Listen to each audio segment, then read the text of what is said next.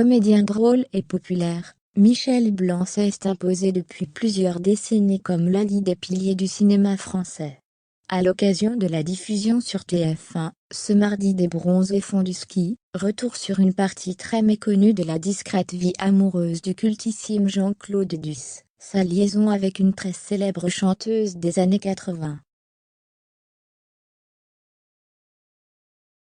S'il y a bien un aspect de sa vie, dont Michel Blanc ne parle que très rarement, c'est bien sa vie amoureuse. Celui qui s'est fait connaître en incarnant Jean-Claude Duss dans la saga des Bronzés, dont le deuxième volet est diffusé ce mardi soir sur TF1, reste en général très discret sur ses histoires de cœur, lui qui a avoué, il y a quelques années, que l'engagement lui faisait très peur. Pourtant, une chanteuse extrêmement connue avait réussi à lui mettre le grappin dessus il y a quelques années. Léo. La mère de 6 enfants s'était confiée, il y a quelques années sur leur histoire dans l'émission C'est à vous. Alors lui c'est un vrai gentleman, c'est un homme d'une séduction extrême. J'ai vécu avec lui l'une des plus belles histoires d'amour. Tous deux s'étaient rencontrés sur le film Chambre à part, en 1989. Dans lequel ils incarnent des jeunes très libres à Londres.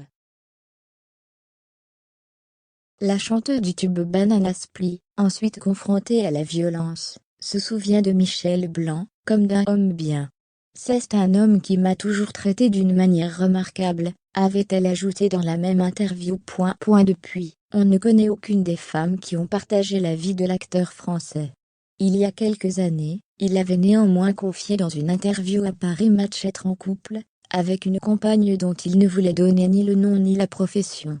Cependant, il avait expliqué qu'avec elle, l'engagement n'était plus un problème. Nous vivons à deux et j'en suis très heureux, avait-il ajouté. Pourquoi pas avoir des enfants?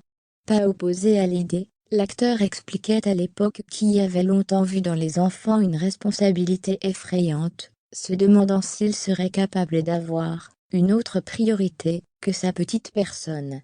Aujourd'hui beaucoup moins dans le doute, il avait ajouté « Je n'ai rien contre l'idée d'un enfant, et je vis avec quelqu'un qui est en âge d'en avoir. Il suffirait simplement que l'occasion se présente. » Il faut dire que ses copains du Splendid, qu'il connaît depuis le lycée, et qui ont partagé avec lui le succès des Bronzés ont tous des enfants, dont certains ont suivi leur voie. Arthur Jugnot, le fils de Gérard Jugnot, est par exemple un comédien reconnu, tout comme Marie-Lou Berry, fille de Josiane Balasco.